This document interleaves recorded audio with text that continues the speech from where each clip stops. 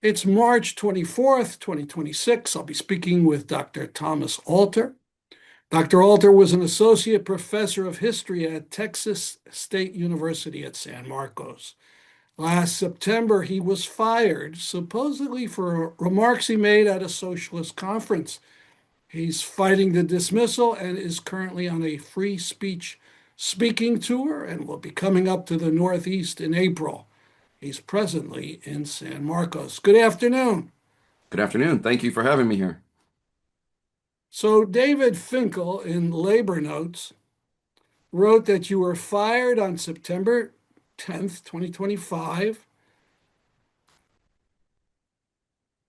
by your university president after you spoke online at a socialist conference where you were flagged by a self described fascist Yeah, and reported to the university administration. Is that correct? that is correct. That is correct. And did did the administration call you in and get your side of the story before they fired you? No, they did not. I was made aware of a complaint, but I was never given an opportunity before I was illegally terminated to give my side of the story at all. And how did you hear about your dismissal? I was at my son's soccer practice. It was around, I don't know, probably around 6 o'clock in the evening. I was just sitting in a lawn chair watching the kids kick around a soccer ball. I got a group text from my local San Marcos Palestine Solidarity group, which I was active in, and they had a message saying we need to have an emergency meeting for Dr. Alter. And I was baffled. I didn't know why I needed an emergency meeting for me. And then they linked to the post announcing my immediate termination. So it was a complete shock to me to find out that I had been fired. I was tenured, and usually there's a long process involved to Now, remove wait a someone's second. tenure. You weren't told yourself. It was posted on what, Twitter or something It was like on that? Facebook. It was posted on Facebook and then also on the university's website. So that right there shows it's a clear political act. When you're firing somebody on Facebook, on social media, it's not like this someone did violated some university policy and it's an internal human resources matter. When you post Mm. it publicly on Facebook, I mean you're taking it to a different level. And so yes, so that's how I found out. I mean, I went home and then found that there was an email that had been sent around shortly after 5 o'clock that notifying me my termination to my personal email because I was cut off completely from my Texas State email. So Immediately. No. immediately, yeah. So there was no indication to attempt to reach out to me personally. It's almost like as soon as like the moment that they sent me the email that my firing, they put it on Facebook as well. So you mentioned tenure. So you had received a tenured position at the university just days before your filing. Let's talk about tenure. Doesn't tenure prevent firings? What is tenure? Yeah, tenure is a long process to earn. It takes about 6 years. It's meant to provide job security so you can have academic freedom.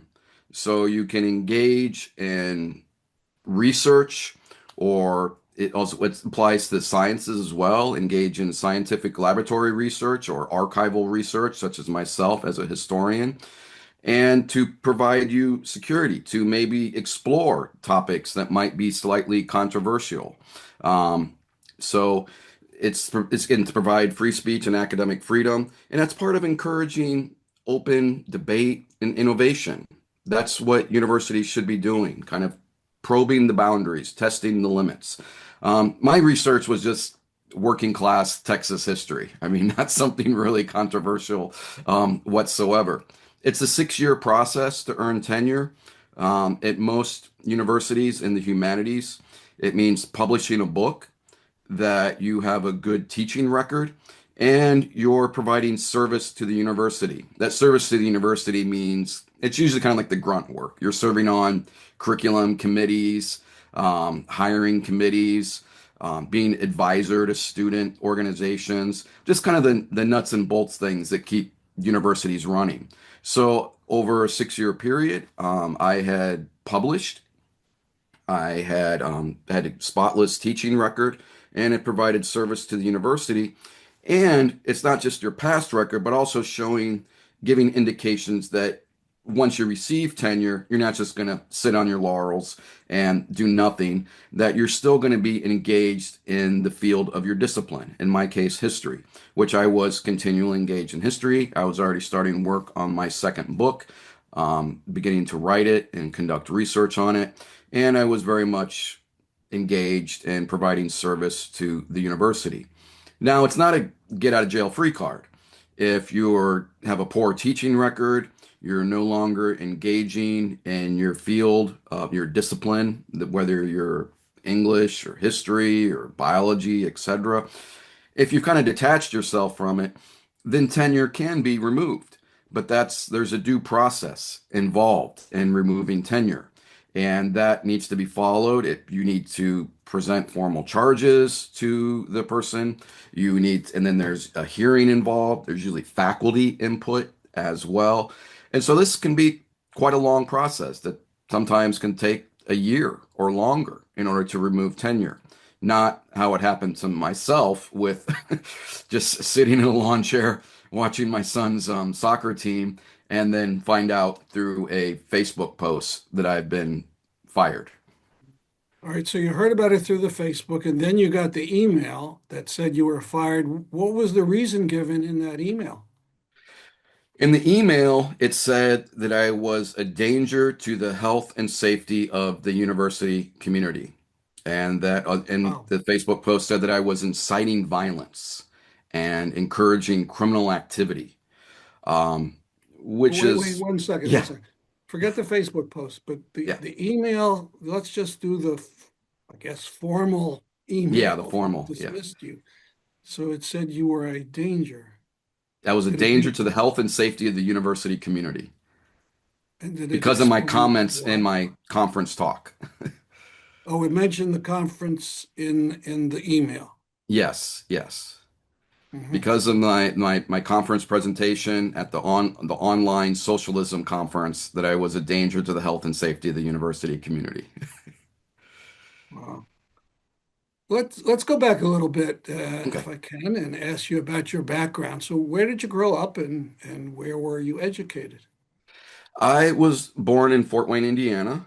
Um, when I was 12, my family moved to Houston.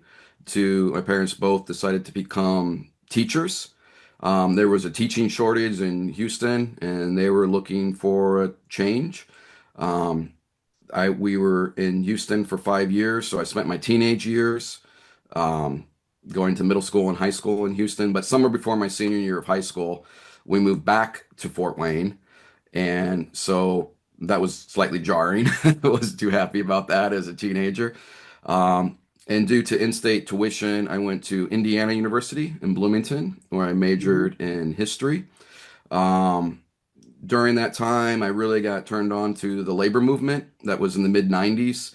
And in central Illinois, in Decatur and Peoria, there were a few strikes and lockouts going on. The United Auto Workers were on strike against Caterpillar.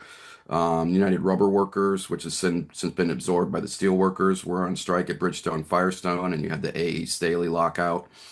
And also, you had the Detroit newspaper strike in 1995.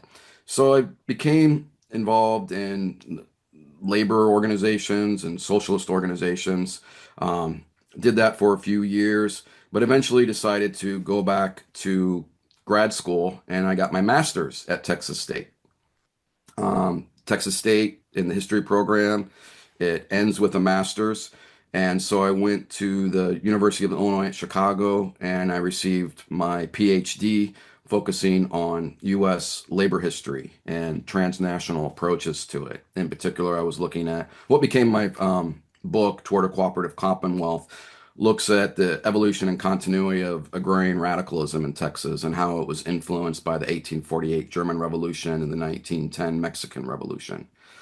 Mm. And due to that scholarship, I was fortunate enough to kind of come home in many ways to San Marcos and received earned tenure as a Texas historian at Texas State University. Was very It was kind of stars aligned. Was glad to come back to Texas. My wife's a native Texan, and we were bought a home and we're raising a family here in San Marcos. All right, for those of us who are ignorant about Texas geography, Yeah, where is San Marcos? yeah. San Marcos is right between Austin and San Antonio. We're about 35 miles south of Austin and 37 miles north of San Antonio. So it's a really great location in the hill country. It's a beautiful area of Texas. All right, that grounds us. So, what courses did you teach at Texas State University? Yeah, I taught the both halves of the U.S. history survey. So I had some very large classes, teaching the first half of U.S. history, the second half of U.S. history. I was hired as the Texas historian, so I taught a regular undergraduate Texas history survey course. As a labor historian, I also taught a undergraduate labor history class as well as a class on social movements. And also once I had a chance opportunity to teach African American history class. And then at the graduate level, I taught graduate seminars on Texas history and Texas working class and labor history. Are the professors at the university in a labor union? Yes, even though Texas is a right to work state, or say right to work for less state, Yeah. that we do have a union. It's the Texas State Employees Union, which is represents all employees of the state of Texas, and it's affiliated with the Communication Workers of America nationally. And also we have the American Association of University Professors. I'm a member of both of those unions. Okay. All right, so let's go back to the event. So at the university last year, were you coming under attack by fascists or white nationalists? No, myself personally, no. Now, there have been a few incidents in the past on the campus of Texas State. It's a rapidly growing university. It's a majority minority university and a Mm. Hispanic serving institution when that was still a designation before the Trump administration did away with it. Um, so, because of the very diverse student population, many of them first generation college students, working class backgrounds, the campus in the past has become the target of attack by white nationalists and fascists.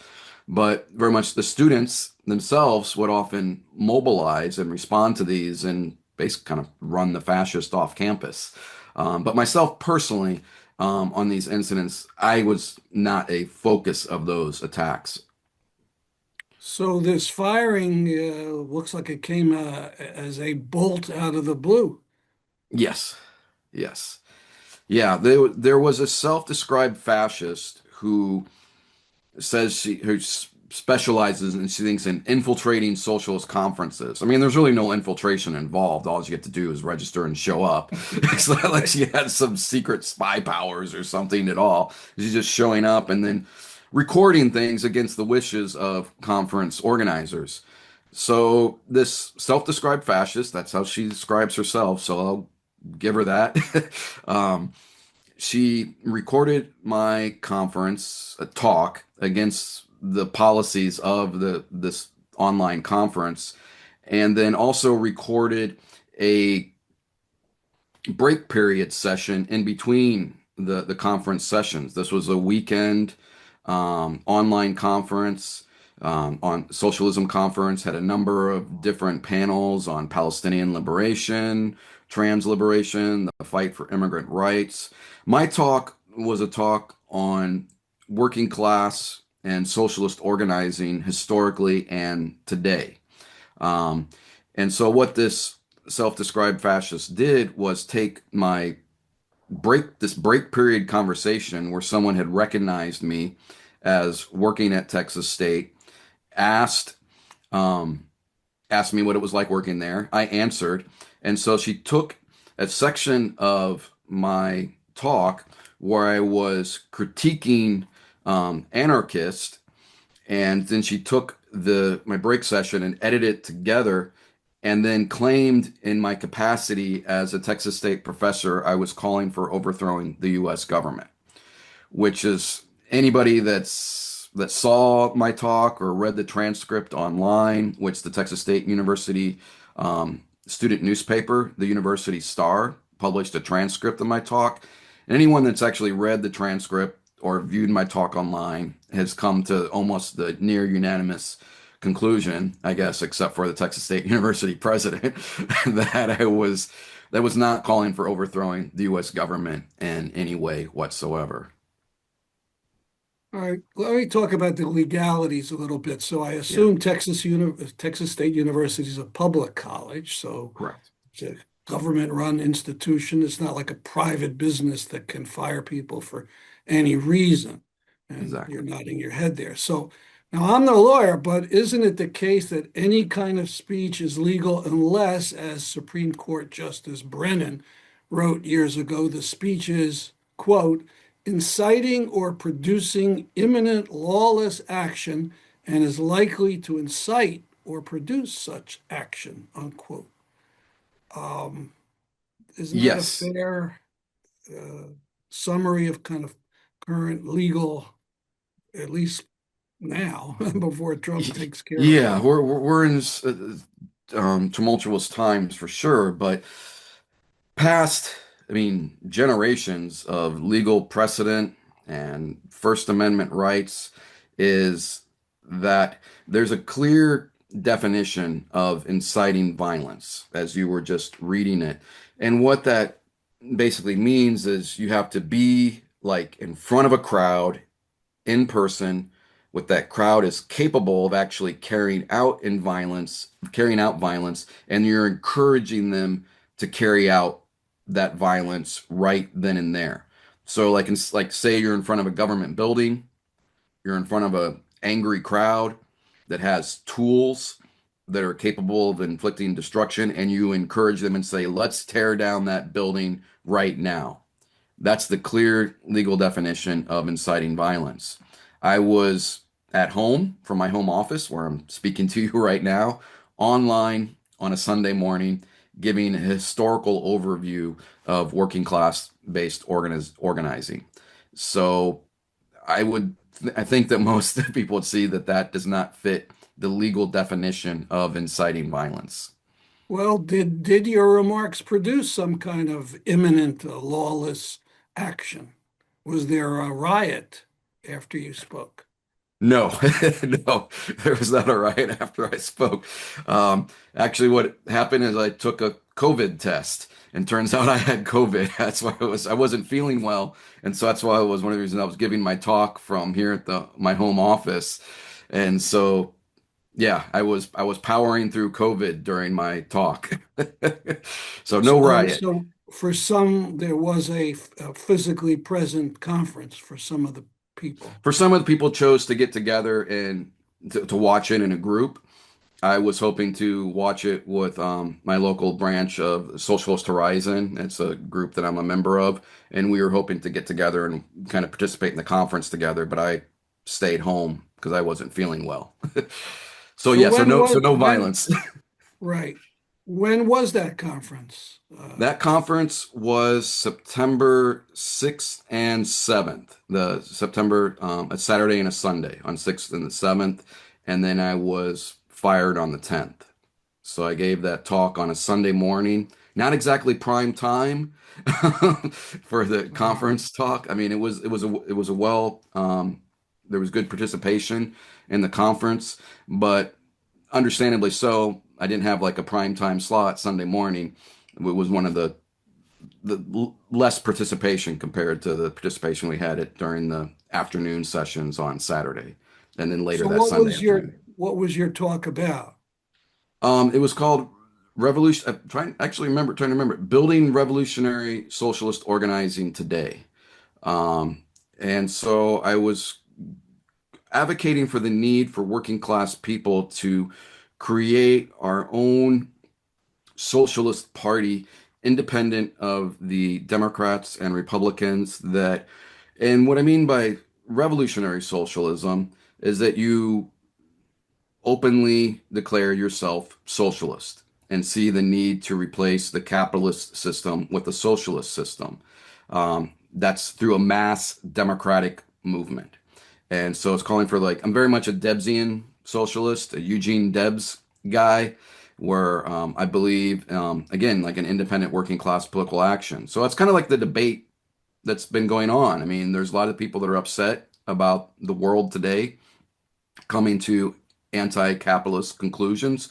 So what we're seeing now, it's more of a crisis of organization. Like there's many people that are upset about the world, whether it's the genocide in Palestine or the current war with Iran, current economic crisis at home. And so there's a need to talk about what type of organizing do we need today. And so I was very much advocating the lines of Eugene Debs for a mass socialist party that has working class independence and clearly not seeking to reform the capitalist system, even though reforms are very important to win along the way, but replace capitalism with socialism. And I just saw a little section of it, and you were also criticizing some anarchist ideas. Yes, that was I was praising the civil disobedience of anarchists, saying that that's what we need sometimes need more of.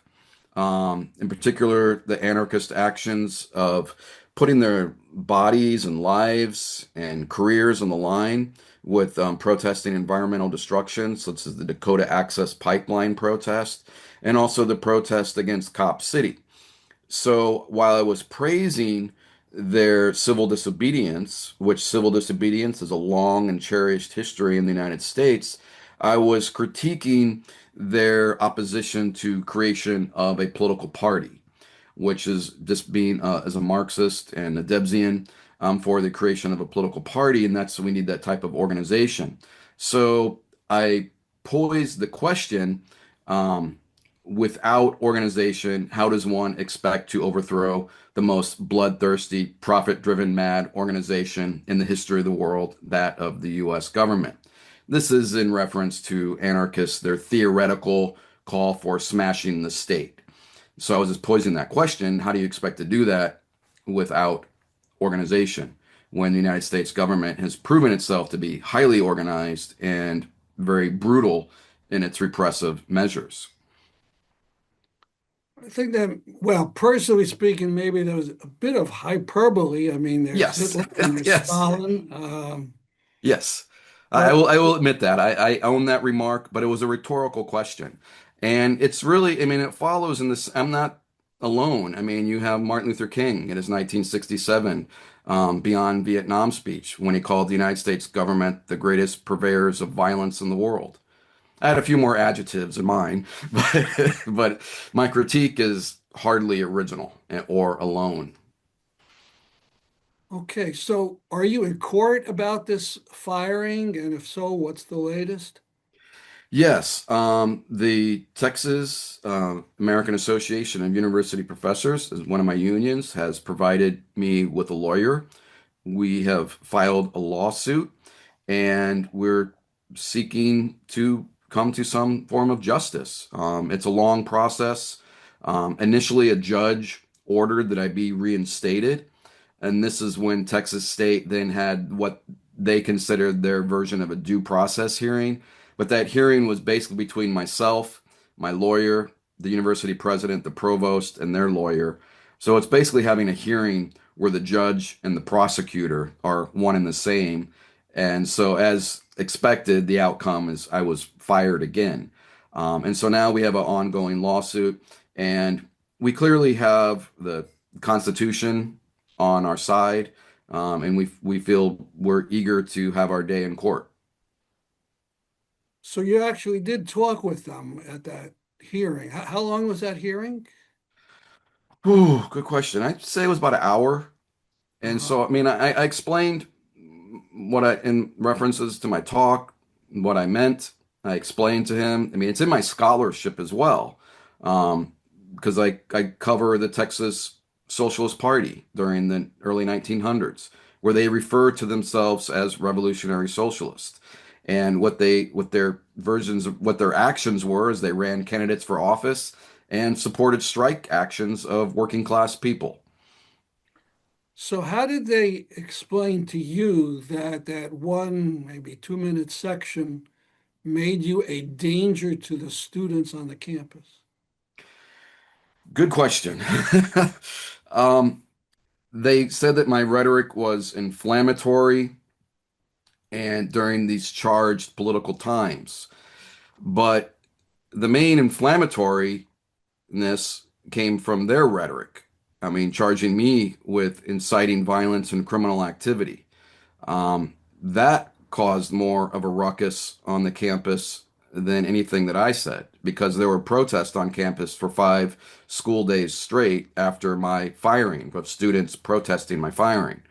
Wow. Um, it's really it's really kind of baffling reading their justifications for things. They said I was encouraging students to join a revolutionary socialist party, and they put it all in capitals, meaning like as if there is such an organization called the Revolutionary Socialist Party.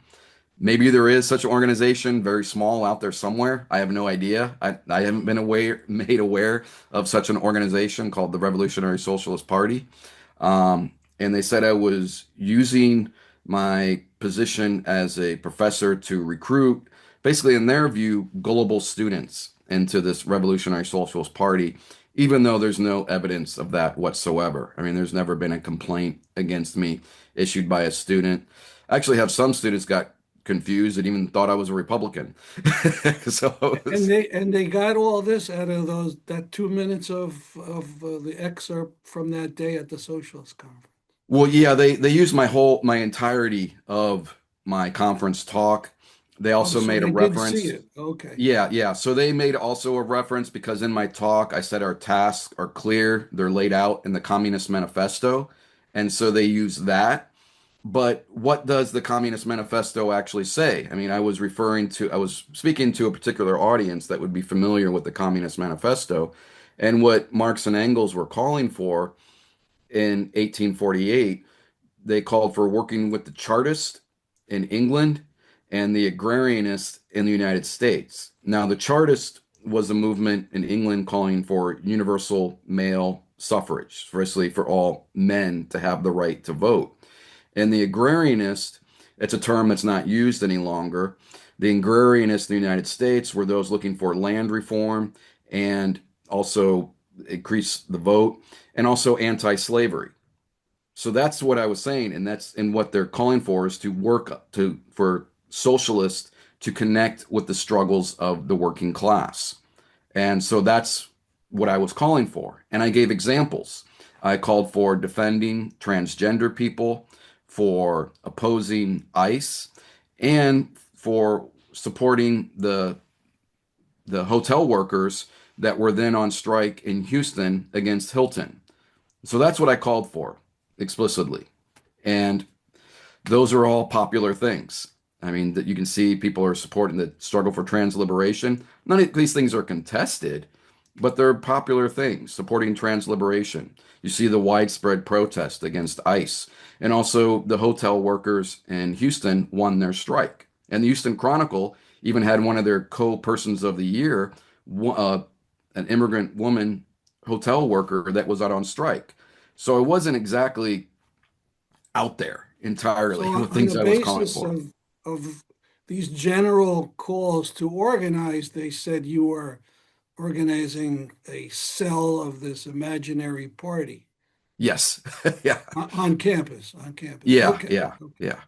So this is a free speech fight, in particular, the right to talk about radical change and socialism. So are labor unions supporting you beyond the ones that you belong to? Yes. This has been it's been really great. Just the amount of the kind of the solidarity forever and the old slogan of an injury to one is an injury to all.